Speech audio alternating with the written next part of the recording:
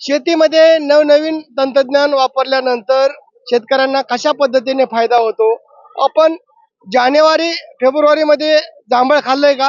परंतु हे शक्य करून दाखवलंय ॲग्रिकल्चरल डेव्हलपमेंट ट्रस्टच्या येथील तज्ज्ञांनी. आपण बघतोय की माझ्या पाठीमागं हे जे सर्व जे आहेत हे जांभळाची झाडं आहेत आणि या जांभळांची झाडं जी आहेत याच्या ही नवीन वाण या कृषी केंद्राने आणलेलं आहे. माझ्याबरोबर या ठिकाणी डॉक्टर संतोष करंजे जे आहेत त्यांना आपण विचारू.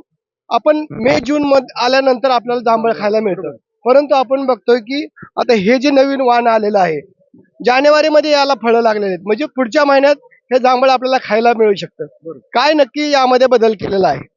याच्यासाठी आपण केविकेने आपल्या भागातील वेगवेगळ्या जांभळांच्या सिलेक्शन मधून हे व्हरायटी काढलेली आहे आणि त्याला आपण नाव पण दिलेलं आहे कृष्णा सिलेक्शन म्हणून. तर कृष्णा सिलेक्शन ही व्हरायटी आपल्या केविके मार्फत येत्या वर्षभरात सर्व शेतकऱ्यांना उपलब्ध होईल. पण याचं वैशिष्ट्य असं आम्हाला दिसतंय की या जांभळाला अगदी डिसेंबरपासून जांभळं लागतात. तर पहिला एक आपला जो माल होता तो निघाला, म्हणजे डिसेंबरच्या एंडला आपण काढला. आता जानेवारीमध्ये तुम्ही बघितलं तर आत्ता हे फळं आहेत. इथं जी फळं आहेत ती आता वेगवेगळ्या स्टेजमध्ये आहेत. म्हणजे पहिल्या टप्प्यातलं फळ निघाल्यानंतर दुसऱ्या टप्प्यातलं, तिसऱ्या टप्प्यातलं असं वेगवेगळ्या टप्प्यामध्ये आपल्याला जांभळं मिळणार आहेत. आणि जांभळ हा काळ्या रंगाचाच आहे. म्हणजे आपण जे म्हणतात कुणी व्हाईट जांभळ आहे, कुठला अजून वेगळ्या कलरची जांभळं. पण हा जो आहे हा काळा, आपला जसा बहाडोलीचं जांभूळ येतं काळं मोठं, तसं हे मोठं जांभळ याच्यामध्ये आहे. आणि ह्याला बहार पण अतिशय चांगला लागतोय. खालपासून वरपर्यंत सगळ्या फांद्यांवर आपल्याला माल लागलेला दिसतोय. आणि सगळ्यात महत्वाचं की असा जर ऑफ सीझन शेतकऱ्यांनी घेतला तर सीझन मध्ये 200 रुपये किलो जांभळ जाते. ऑफ सीझनला आलं म्हणजे आता फेब्रुवारी महिन्यात जर जांभळ जर मार्केटमध्ये आलं तर त्या जांभळाला 500 रुपयापेक्षा कमी भाव मिळणार नाहीत. मग आज शेतकऱ्यांनी फळबाग करायची असेल तर त्याला ऑप्शन पाहिजेत. सगळेच उठसूट पेरू करतात, सगळे डाळिंब करतात, द्राक्ष करतात. पण असं जर जांभळाची जरी शेती केली आणि त्याच्यापासून मार्केटमध्ये जर हे फळ आणली तर याचा फायदा हा निश्चित शेतकऱ्यांना पैशामध्ये मिळणार आहे. आणि हे पैसे आपल्याला नेहमीपेक्षा दुप्पट तर निश्चित भाव मिळणार आहे. आणि सगळ्यात महत्त्वाचं जांभूळ म्हणलं तर आरोग्यासाठी फार महत्त्वाचं असतं. आज डायबेटिक पेशंटसाठी जांभूळ फार काम करते. तर जांभळाचं फ्रेश जांभूळ जर आपल्याला फेब्रुवारीपासून ते जूनपर्यंत जर शेतकऱ्यांना उपलब्ध झालं, ग्राहकांना उपलब्ध झालं तर ते शेतकऱ्यांना ही रोपं कशी मिळतील? आता तुम्ही तर इथं नवीन वाण आणलेलं आहे, परंतु राज्यातील शेतकऱ्यांना याची उत्सुकता आहे आणि त्यांना ही रोपं मिळू शकतील का? निश्चित. आता आपला केविकेचा या ठिकाणी स्टॉल लावलेला आहे आणि त्या स्टॉलमध्ये आमचे अभिजित जमदाडे सर याचं कोऑर्डिनेट करतायत.